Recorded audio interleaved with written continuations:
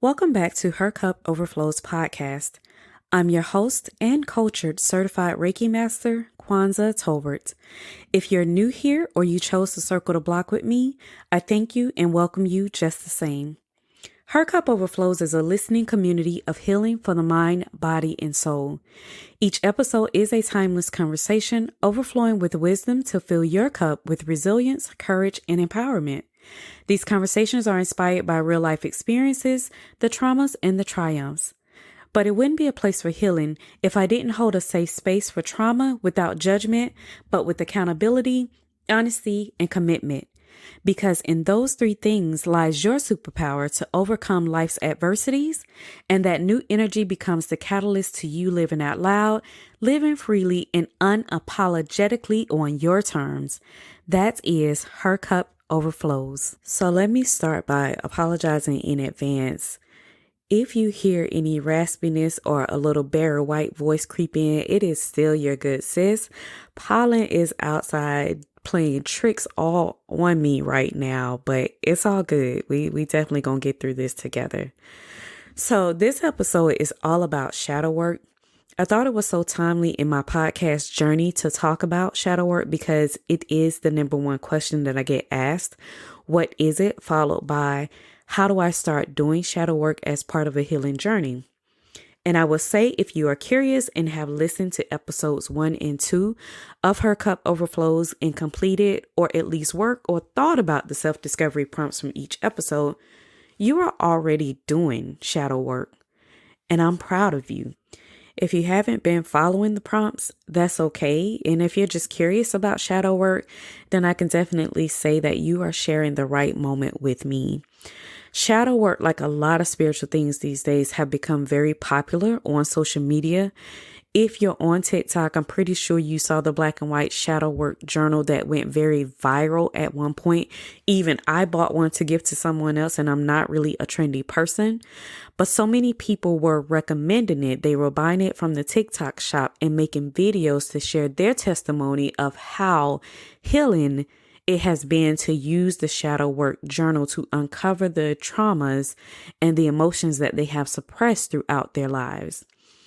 The thing that I love about social media is that you have individuals who are very open to sharing testimonies like that to inspire others to do the same.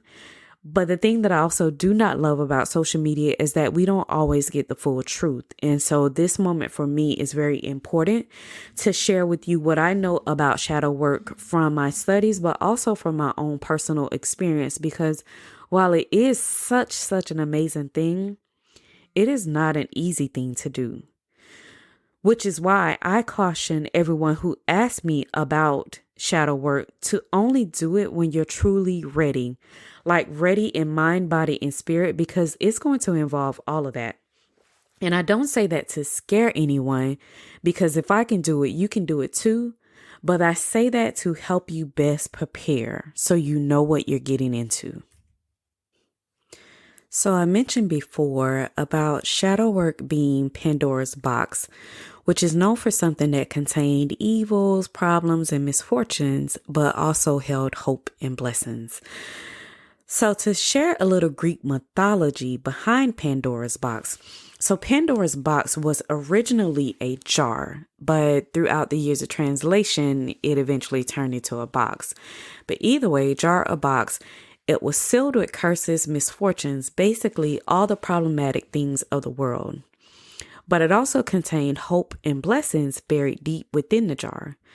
And the story goes like, after Prometheus stole fire from heaven, Zeus, the king of gods, was like, well, I'm going to get my lick back by introducing Prometheus' brother, Epimetheus, to Pandora, the first woman of the earth. And with Pandora came this jar that she was gifted by the gods. Well, curious Pandora opened the jar, and out comes the trouble of the world, much like Eve eating the apple. So she quickly closed the jar, leaving behind hope, blessings, optimisms, and all the things that we like to experience as a human being. Now, a couple things about this Greek myth for me. Why did the gods have to use a woman as a lesson to be learned and give her with the troubles of the world, as if Mother Nature hadn't already done her big one and blessed us so abundantly? Yeah, insert deep eye roll.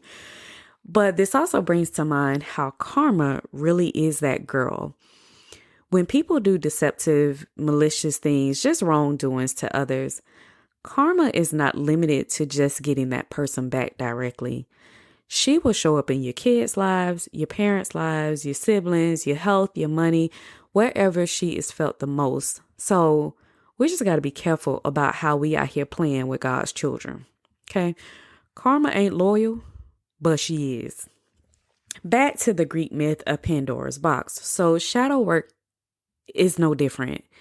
It's like a light without a switch. Once it's on, it's really on, and it becomes a part of everything you do. Meaning shadow work reveals the learning lesson in every experience you encounter once you start to practice it, intentionally or unintentionally. But even with speaking about all the misfortunes and the wrongdoings and things of Pandora's box, just like I said, it held hopes, blessings, optimisms, all those great things too. And shadow work has by far been the greatest reward in my healing journey. So let's talk about it. So what is shadow work? If we break down the two words, in psychology, the shadow is an unconscious part of the personality that leads to conflicts between who you are and who you want to be in the conscious state. The word work in shadow work is the practice where you unpack the things of your shadow that contribute to those conflicts, such as suppressed traumas, limiting beliefs, emotions, unhealthy mindsets, and the like. So this is a safe space, right? I am going to be real transparent and give you an example of what shadow work looked like for me. So back in the day, I was the queen of reads. Like reading someone for filth and cussing someone out should have been a day job because your good sis would have been wealthy, like wealthy for generations to come.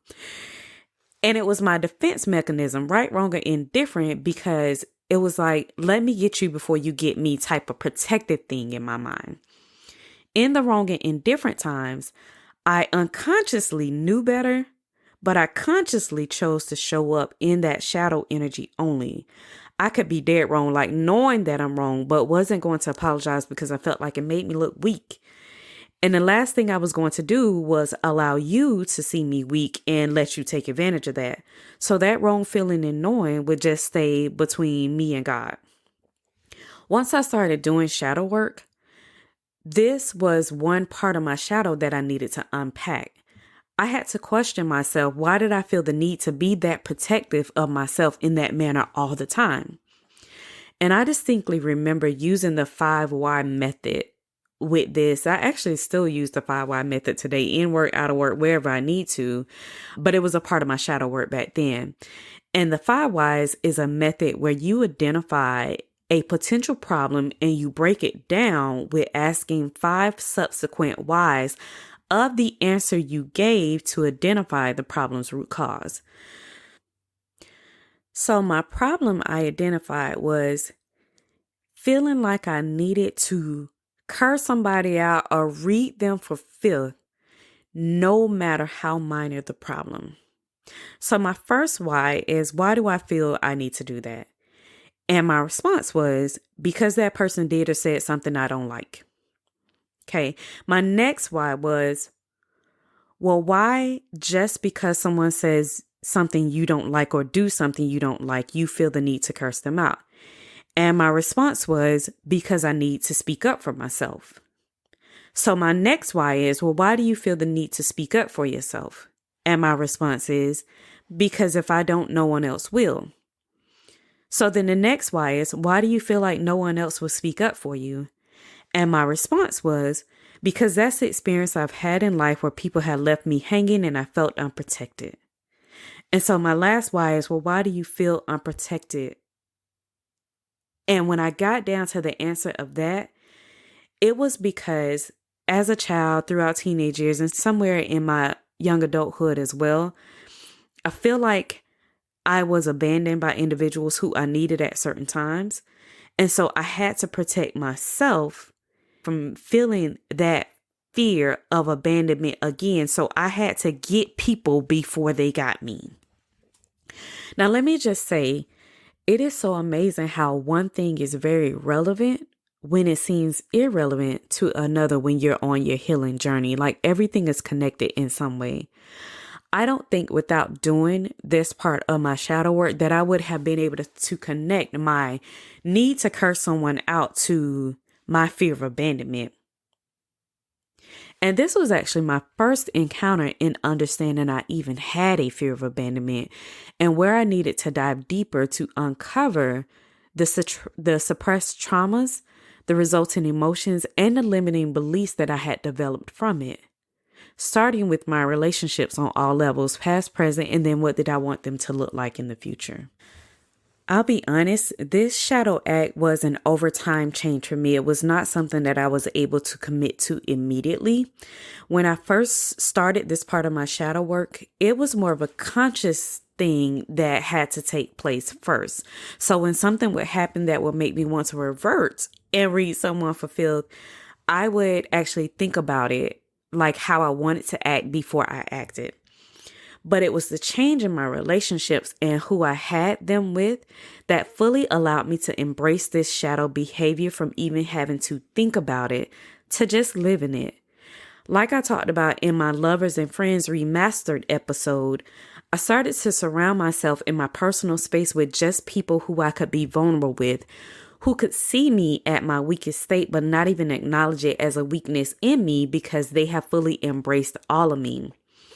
And baby, with this change, I lost weight, and I don't mean in the physical. I had no idea how much weight I was carrying around, just feeling like I needed to be that guarded, that I needed to heavily protect myself in that way until I no longer had to do it. I could just be me. So remember I said shadow work is a practice because I don't think we can truly perfect it as humans living in a world with other humans who are experiencing life, worldly things together. We can only practice to become better.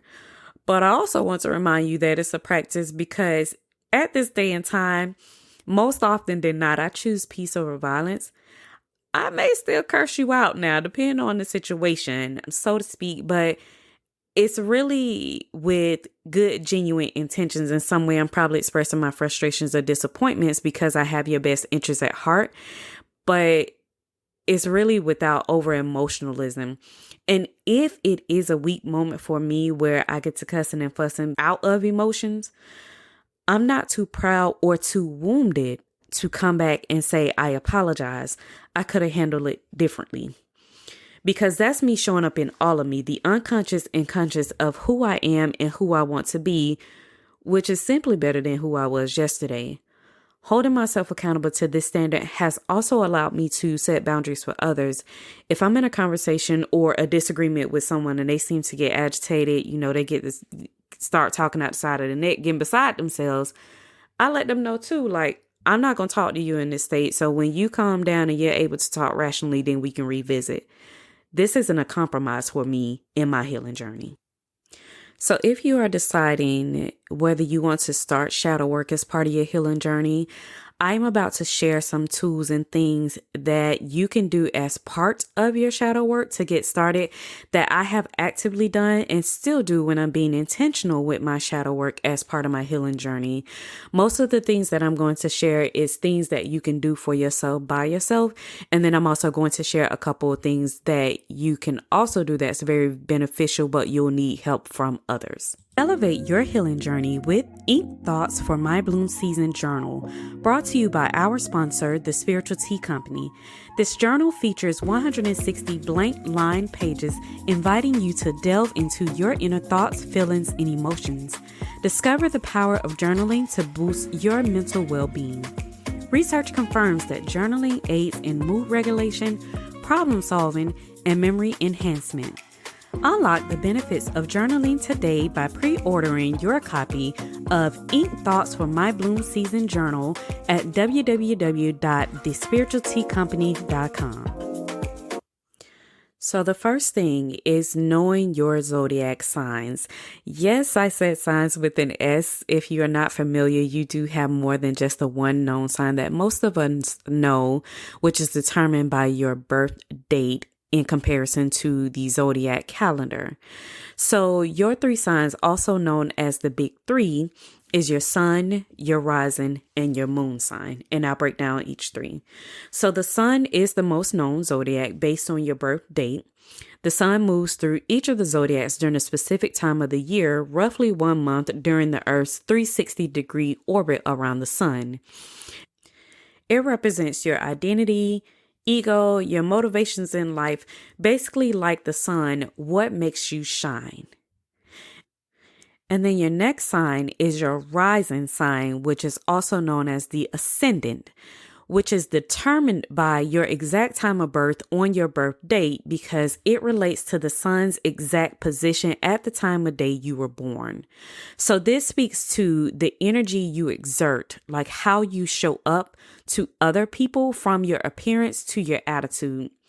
And then lastly, you have your moon sign, which is determined by the location of the moon in the sky at the moment you were born.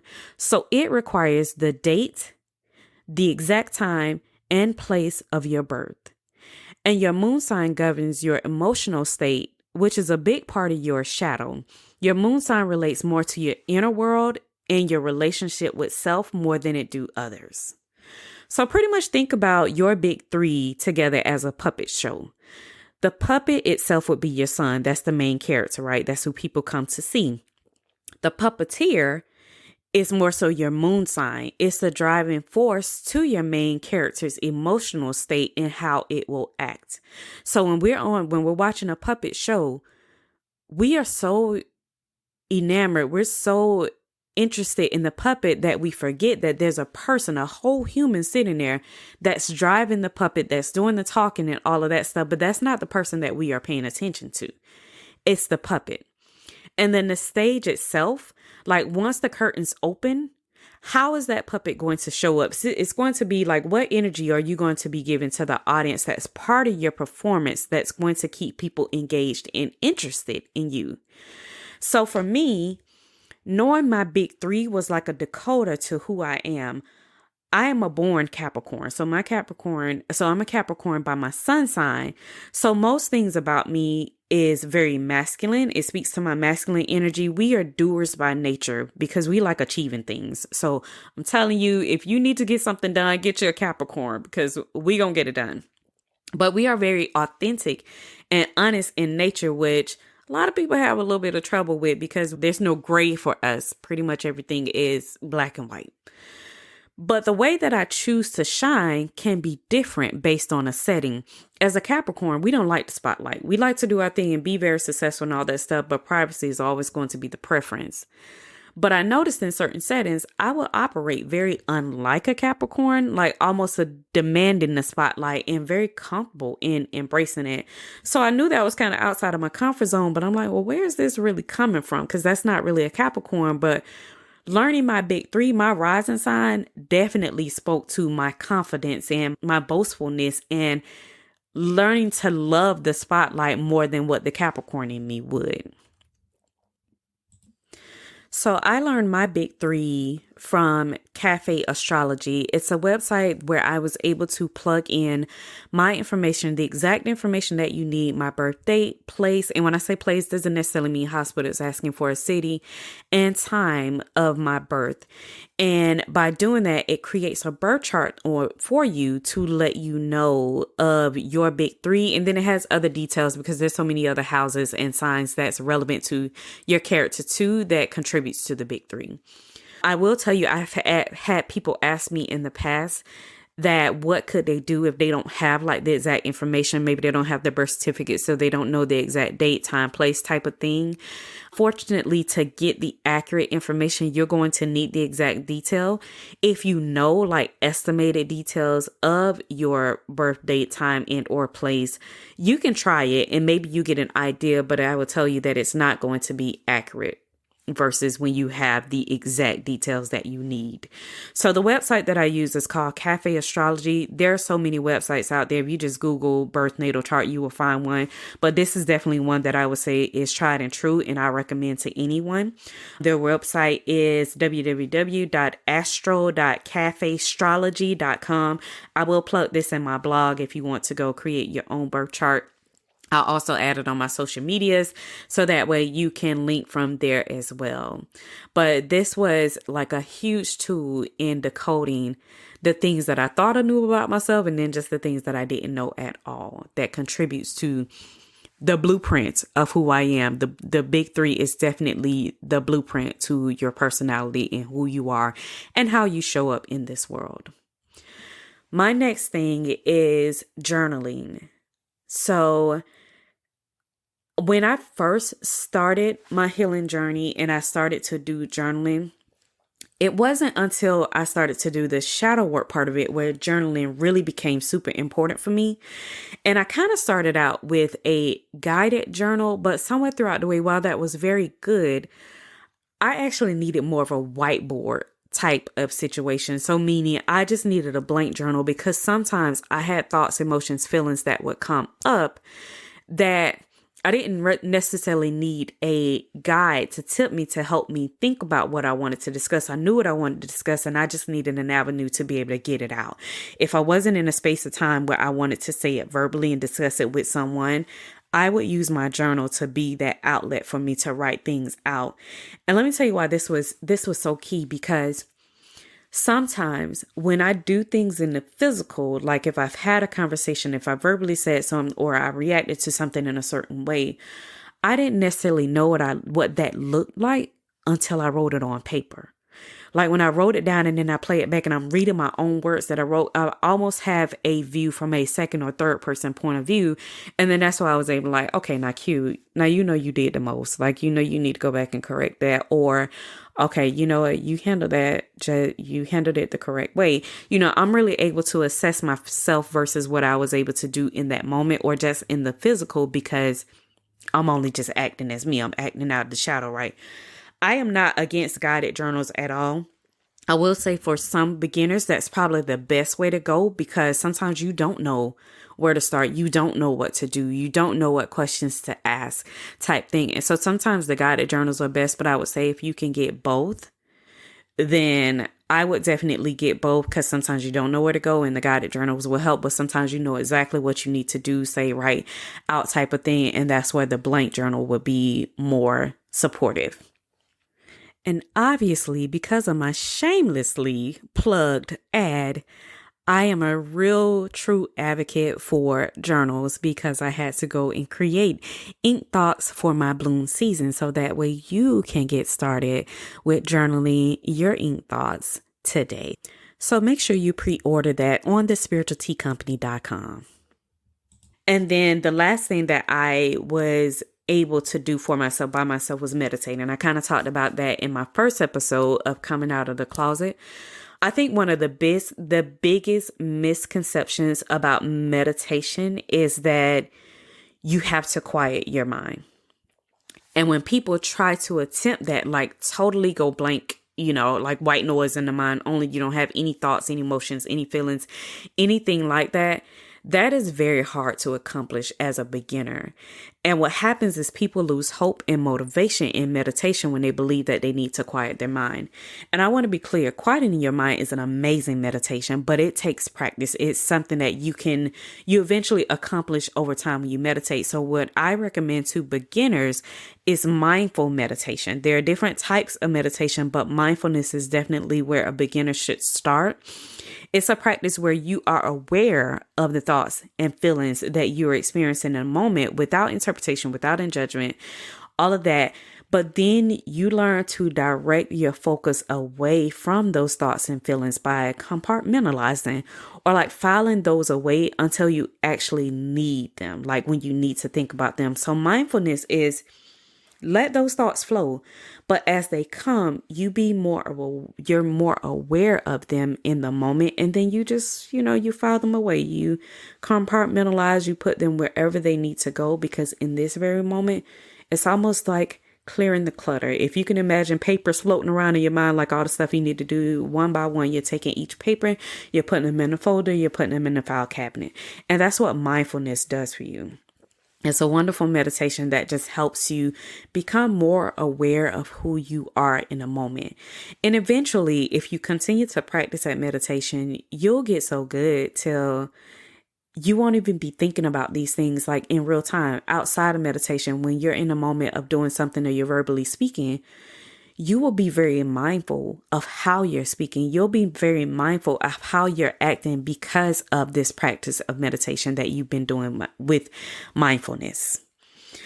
So to get into the help from others that you can seek as well. So I go to therapy. I have been in therapy now for about 3 or 4 years.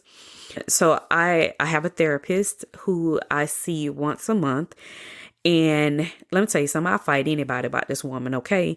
There is nothing like having someone in your corner who is just here for you, who really doesn't know you, so they don't have any biases or any thoughts of opinions or anything like that about you other than what you share with them.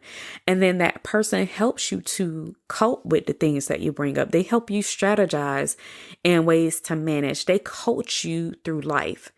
And I remember being so I don't know if to say intimidated by therapy or if it was just part of, our culture, that therapy wasn't always like a thing to be proud of. It wasn't a thing that we vocally said that we were doing, because in some way, somehow, in somebody's mind, that says that you're weak if you got to go seek help. But I'm loud and proud with that thing this day and time. I'm truly an advocate for therapy. There are so many resources out there for free therapy online. If you have insurance, I'm pretty sure you probably have EAP, which is Employee Assistance Program, which most offers therapy sessions throughout the year for free. I highly recommend engaging into that, because although you may have your circle of friends and family that you trust who you can go to at different times when you need to, there is nothing like someone in your corner who has no part in that, who is certified in these things to help you manage and just coach you through life. My therapy not only assists me with like personal things, life matters and traumas and things that I assist with, but also help me in my business too. So therapy is a big deal for me. I recommend it, but I also understand that it's not for everybody, and that's okay. I will tell you my experience with therapy is that I actually went through 3 therapists before I found the one that I have now that I would say is the best fit for me. And the funny thing is, my very first therapist told me that would happen. She pretty much explained it like it's almost like getting into a relationship with a significant other. You have to experience it a few times before you find your person. And that's what exactly happened for me. So my therapist that I have this day and time is just more relative. She used different modalities to help me with the different things that we bring up. And so it's just been a wonderful tool, and I highly recommend it. And then the last thing that I consider help from others is Reiki. So I know I talk about all the time being a certified Reiki master. If you're not familiar with it, it's a Japanese hands-on technique used to heal and balance the energy within the body. So how I like to explain it to people is that if you think about your body as a vehicle, as a car, right? A car needs a battery to start. When the battery is low on energy or just dead altogether, the car is not going anywhere. It's not going to start. It's not going to do anything. And your body is just the same. Your body has these 7 main chakras within it that you're probably familiar with, from your root to your sacral, to your solar plexus, to your heart chakra, to your throat chakra, to your third eye, to your crown chakra. All of these are like rotating energy wheels within you that helps to keep you energized, that helps to keep you balanced, that helps to keep you healthy, all of that. And so when you're feeling like a dead battery in a car, you will need Reiki to help you restore like your natural healthy balanced energy in the body. It allows for deep relaxation of the body. It assists in your body releasing like pains and traumas because, believe it or not, unhealed or unbalanced energy will manifest into physical things. So sometimes when you have like illness and pains and stuff, you go to the doctor and the doctor can't really explain what's going on with you. I can tell you 10 times out of 10 it's probably your energy, and you need to seek Reiki therapy because it helps to balance the chakras. It assists in cleansing out like toxins in the bodies, and then ultimately connect you in mind, body, and spirit.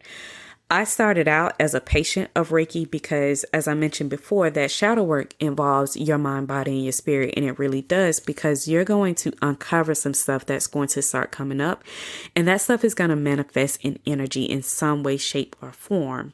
And sometimes it's not about so much like all of the other things that I mentioned, like journaling, meditation, knowing your big three, all of that may not be able to do anything about it because it's just the energy itself that needs to be healed and balanced. And so that's where Reiki came into play for me. I started out being a patient of Reiki to becoming a student of this technique because I was so inspired by my own results. And after those great results, I realized our community was lacking this resource. So in my stewardship of servitude, I became certified as a master and will soon offer this service to a community because I've seen the results, not just with myself, but when I do use Reiki on others who seek it, I've helped people heal. I've helped people heal heart pains, headaches, knee pains, things that they've sought help from doctors, acupuncture, all of the stuff in the physical that didn't do what it needed to do. And then once they had Reiki, that person was new again, like they were rejuvenated, they were refreshed, and they were ready to go as if the pain didn't exist. So if you have access to Reiki in any form, you can get Reiki in the physical, also distant services. I would highly recommend doing that too. So once individuals decide to do shadow work, the next question that I often get is, how do they know that they're doing it right? Like, what would they look for to know their shadow work efforts are successful? And I always share some real life things that prove to me that I had overcome, like adversities or traumas that I had by doing shadow work. So I'll share those things with you. The first thing that I'll share is letting someone go that I truly love, that I knew I was not ready for in life. Now, I know we all think we the sugar honey iced tea, and we are, but we're also not one size fit all, right? And the thing about this person at the time, they were the ideal person that I imagined for myself. They were a stand-up guy. They were a gentleman. They were established like across the board. They were emotionally mature in a lot of ways, much more than I was. And those are the things that I wanted, but those are also the things that I knew I was working on to be for myself. And so I had to make the conscious decision to let this person go despite the love that I had for them so they can flourish and go be great somewhere else for somebody who was ready for them. I was not. And I knew that. And I knew that I had more work to do so I can be equally yoked with this individual if I wanted to create something that was genuine and long lasting. So that was the first thing. The second thing is, and this is very naive, but it's the truth, putting my bills on auto pay. Trusting that I am going to have the money in the bank to let the bank pay my bills when they were due. Honey, there was a time I would not put my bills on auto pay because I was keen to robbing Peter to pay Paul, or a sis about to go out here and buy a couple things that she like clothing and shoes, and she gonna put that bill on arrangement and do all of the silly things out there. But when I trusted myself, I had bridged the financial relationship gap that I had with myself and money. By doing the shadow work, I had built a trust with myself financially. And so just putting my bills on auto pay was a real telltale sign for me that the shadow work was working, because I had built the trust that I didn't have with my finances before. Another thing is removing myself to allow my children to learn. So this is more of a more recent thing for me. Of course, as my children has, they're now young adults. And so just learning that I can, but can't at the same time, always solve world problems for them, because how will they learn, right? How will they be able to build their character? How will they be able to decide or determine their true purpose in life if every time they go through a hardship or an adversity, I'm stepping in to solve it? I'm putting on my cape and I'm coming to save the day. And that's something that's more of a recent learning for me, just in shadow work. That was actually unintentional shadow work that I had to learn, but learning to remove myself and learning to love my children from afar, like being there if they need me to be, but also creating room, space for them so that they can learn on their own. They can get the experiences and the learnings that they need in life to persevere and to build strength and to build confidence and all the things that they need to be successful in the way that they desire. I have learned to, in that space, to also allow them, like I said, I stand in the cut and they come and they talk to me if they're going through something. And I have built a boundary for them that I say, when they come to talk to me, okay, are you just talking to me to vent? You just want me to be a listening ear, shoulder to lean on? Or do you want my opinion? Do you want me to chime in and give you some advice and things like that? And then depending on what they say is what I abide by.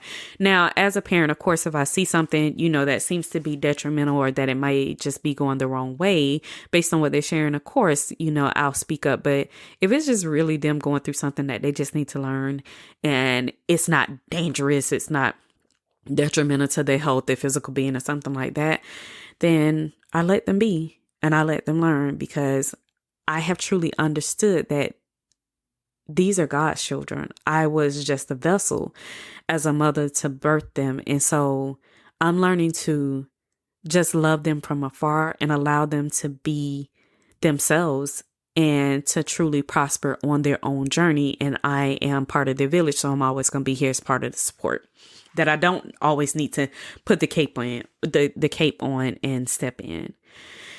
And then one of the last things, this was probably an earlier learning for me in my shadow work that was also unintentional, that eventually became intentional for me in doing shadow work. And that was learning to forgive the unforgiven. Whew, child, when I tell you that, now that was the toughest lesson for me. And we're going to talk about it, but it deserves its own episode. So make sure that you tune in week after next so that way we can unravel this. But when I learned how to forgive the unforgiven, even if it was for myself, that right there, that's a game changer in your healing journey. So just saying, tune in next time. All right, so let's get into the self-discovery prompt for this episode. So the self-discovery prompt that I want you to start out with, if you decide, well, especially if you decide to do shadow work, but even if you decide not to do shadow work, this is still just a big deal. It's still a really good thing to know about yourself. And that is to go on Cafe Astrology, or if some other source appeals to you, go for it. But to learn your big three, like obtain your natal birth chart, so that way you learn the blueprint to who you are and use it to decode yourself. It doesn't matter whether you are a beginner or advanced in your healing journey. I would recommend everyone to learn their astrology birth chart. Your life and your experiences will become so much easier to understand. And it makes a difference when you know who you are, when trying to become who you want to be. I guarantee you will be shocked, appalled, and amazed all at the same time. And then the last thing that I will leave you with, if and when you decide to start doing shadow work, that I learned as part of my healing journey that involved shadow work since 2018 and even to this day, that I recommend as part of preparation for you, just mental preparation. 2 important things is be open to unlearn and relearn. This is probably I would probably say the second hardest thing for me in doing shadow work and just the healing journey altogether is being open to unlearn and relearn, because especially at our big old age, right? We have had the same teachings or probably the same learnings for myself, at least the last 42 years, right? And when you start to go through your shadow work, you start to see things differently, and it's going to make you question the things that you were taught from a child all the way up to your adulthood.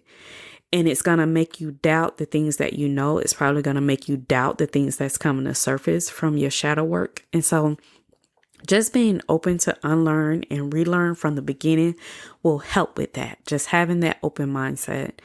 You have to understand that we were all students of someone else. You were a student of your parent. You were a student of your siblings. You were a student of your actual teachers. You are a student from your manager. You're a student. You're just a student in life altogether. But the thing that you have to know about those that were teaching you, they were also students to someone else who were also students to someone else. And you get it, that like how that learning just continued to go on. So we are all human beings learning in life at the same time, simultaneously, right? And so some of the things that we may have been taught maybe weren't the right way. And you're going to start to learn this as you go through your healing journey, especially as you start to do shadow work. So I will tell you from the beginning, just open your mind to unlearn and relearn. One of my biggest opportunities there was religion for me. Another conversation for another day, but that was one of the biggest things that I had to unlearn to relearn. And it took me a while to be comfortable with doing that. And then the next thing that I will say is extend yourself some grace. I have talked about it over and over throughout this conversation that there are going to be things that are going to come up that's going to be very uncomfortable for you in shadow work. And it's by design, right? It's supposed to happen. Because when you continue to live with suppressed things, while you think you have suppressed it, it's acting out in some way, shape, or form in your words and your actions, however. So when you do shadow work, those things tend to come to the surface. There's no more hiding it. There's no more suppressing it. It's more so now it's time to face it. Extend yourself some grace. It's okay. It has a purpose, and you can best believe if you are really intentional about your shadow work, it's only temporary. So be kind, be graceful. If you feel like you have to stop because it's too much for you, that's okay. That's the grace that you need to extend to yourself. You can come back to it and start again. Shadow work, again, is Pandora's box. Once you open it, it's always open. And there's always an opportunity to learn and to grow and to evolve, all of that good stuff. So extend yourself some grace. You didn't get this way overnight, and you're not going to fix it overnight. Okay? All right, last thing for this episode, let's get into this Reiki channel message. Like all things, if it resonates, let it apply. If it doesn't, let it fly. But don't let it fly too far, as these messages are also evergreen, just like our conversations, and may have future resonance with you. Because best believe, as much as you may love me, you are not here by happenstance in this moment in time. The message for this episode, this is very specific, and it's very funny how this message came to me that I am going to share with you. Somewhere, somebody, you are failing to recognize an opportunity that you have in front of you because you are battle fatigued, right? You've been in this fight for a minute, and it's almost like you're still trying to stay in the fight when there's really not one. You're looking for an opportunity to be defensive and argumentative, but there's really a space for compromise here that could be the end of the conflict that you're going through. And the thing is that if you don't recognize this and seize this opportunity fast, you're going to be left behind. Like, you're going to miss the window for this opportunity. So the thing that I would tell you is that you really need to tap into your inner strength and master your raw emotions, because they are sabotaging you right now. They about to write you right up out of this opportunity that you have in front of you. So just be mindful of the words that you use. So that way you're not left behind. You learn to calm yourself and that you align yourself to the opportunity that you have available to you. All right. So I hope that resonates with someone. I thank you so much for sharing your time with me.